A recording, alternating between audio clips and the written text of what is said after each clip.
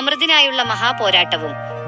നമസ്കാരം സുഹൃത്തുക്കളെ, ദശാവതാര പരമ്പരയുടെ 8ാമത്തെ ദിവസത്തിലേക്ക് ഏവർക്കും സ്വാഗതം.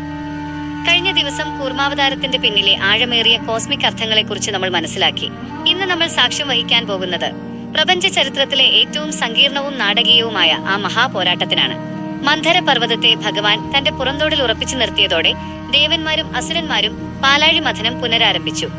എന്നാൽ ആ കടച്ചിൽ വെറുമൊരു പ്രക്രിയയായിരുന്നില്ല, അത് പ്രപഞ്ചത്തെ മുഴുവൻ നടുക്കിയ ഒരു മഹായുദ്ധമായി മാറി.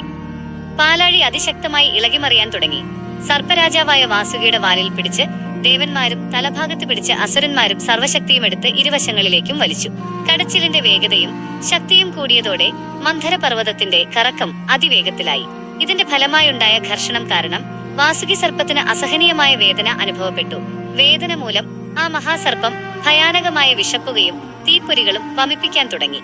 വാസുകിയുടെ തലഭാഗത്ത് നിന്നിരുന്ന അസുരന്മാർ ഈ വിശപ്പുകയേറ്റ് ശക്തി ക്ഷയിച്ച് വീഴാൻ തുടങ്ങി. എന്നിട്ടും അമൃതിനായുള്ള ആർത്തി കാരണം അവർ പിന്മാറാൻ തയ്യാറായില്ല. കടച്ചിൽ അതിന്റെ അത്യുന്നതിയിലെത്തിയപ്പോൾ പ്രപഞ്ചത്തെ മുഴുവൻ ഞെട്ടിച്ചുകൊണ്ട് പാലാഴിയിൽ നിന്ന് ഒരു ഭീകരമായ കാളകൂട വിഷം ഹാലാഹലം ഉയർന്നുവന്നു. പ്രപഞ്ചത്തിലെ സകല ജീവജാലങ്ങളെയും നിമിഷനേരം കൊണ്ട് കത്തിച്ച് ചാമ്പലാക്കാൻ ശേഷിയുള്ള മാരകമായ വിഷമായിരുന്നു അത്. ആ വിഷത്തിൽ നിന്നുള്ള നീലപ്പുക പ്രപഞ്ചം മുഴുവൻ പടരാൻ തുടങ്ങിയതോടെ ദേവന്മാരും അസുരന്മാരും ഭയന്നോടി. അമൃത് നേടുക എന്ന ലക്ഷ്യം മറന്ന് എല്ലാവരും ജീവരക്ഷയ്ക്കായി നിലവിളിച്ചു. പ്രപഞ്ചം നശിക്കുമെന്ന അവസ്ഥ വന്നപ്പോൾ സാക്ഷാൽ പരമശിവൻ രക്ഷകനായി അവതരിച്ചു. അദ്ദേഹം ആ മാരക വിഷം മുഴുവൻ എടുത്തു കുടിച്ചു. വിഷം വയറ്റിലേക്കിറങ്ങി ശിവന് അപകടം വരാതിരിക്കാൻ പാർവതി ദേവി അദ്ദേഹത്തിന്റെ തൊണ്ടയിൽ മുറുക്കി പിടിച്ചു. അങ്ങനെ ആ വിഷം ശിവന്റെ തൊണ്ടയിൽ ഉറയ്ക്കുകയും അദ്ദേഹത്തിന്റെ കഴുത്ത് നീലനിറമാവുകയും ചെയ്തു. ഇതിനാലാണ് ഭഗവാന് നീലകണ്ഠൻ എന്ന പേര് ലഭിച്ചത്.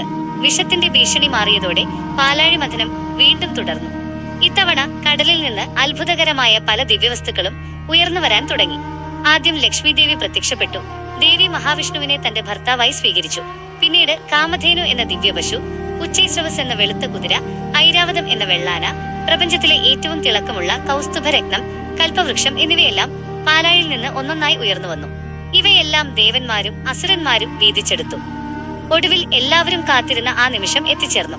രോഗങ്ങൾ ഭേദമാക്കുന്ന ആയുർവേദത്തിന്റെ നാഥനായ ധന്വന്തരി മൂർത്തി പാലാഴിയിൽ നിന്ന് പ്രത്യക്ഷപ്പെട്ടു. അദ്ദേഹത്തിന്റെ കൈകളിൽ സ്വർണ്ണ നിറത്തിൽ തിളങ്ങുന്ന അമൃത കുംഭമുണ്ടായിരുന്നു. അത് കണ്ടതോടെ ദേവന്മാരും അസുരന്മാരും തങ്ങളുടെ സമാധാന കരാർ മറന്നു. പർവ്വതവും കയറുമെല്ലാം ഉപേക്ഷിച്ച് അവർ അമൃതിനായി പരസ്പരം പോരാടാൻ തുടങ്ങി. അസുരന്മാർ തങ്ങളുടെ ആസുരശക്തി ഉപയോഗിച്ച് ധന്വന്തരിയുടെ കയ്യിൽ നിന്ന് അമൃതകുംഭം തട്ടിയെടുത്ത് അമൃത പൂർണ്ണമായി അസുരന്മാരുടെ കൈകളിൽ എത്തിയാൽ പ്രപഞ്ചത്തിൽ തിന്മ മാത്രം അവശേഷിക്കുമെന്ന് ദേവന്മാർ ഭയന്നു. ദേവന്മാരും അസുരന്മാരും തമ്മിൽ അമൃതിനായി ഘോരയുദ്ധം ആരംഭിച്ചു. യുദ്ധത്തിനിടയിൽ അമൃതകുംഭത്തിൽ നിന്ന് 4 തുള്ളി അമൃതഭൂമിയിൽ വീണു. ആ സ്ഥലങ്ങളാണ് ഇന്ന് പ്രയാഗ്, ഹരിദ്വാർ, ഉജ്ജയിൻ, നാസിക് എന്നീ പേരുകളിൽ അറിയപ്പെടുന്നത്.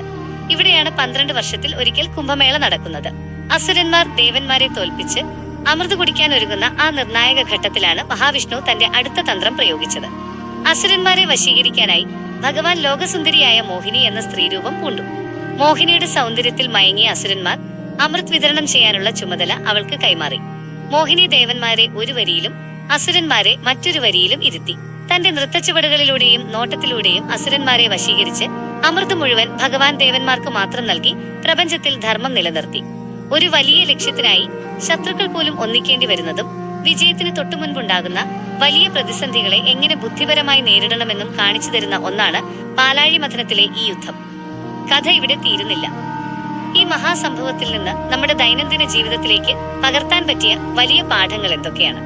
ദശാവതാര പരമ്പരയുടെ 9ാമത്തെ ദിവസമായ നാളെ കൂർമാവതാരം ദ ലെസൺസ് എന്ന വീഡിയോയിലൂടെ നമുക്കത് വിശദമായി കാണാം.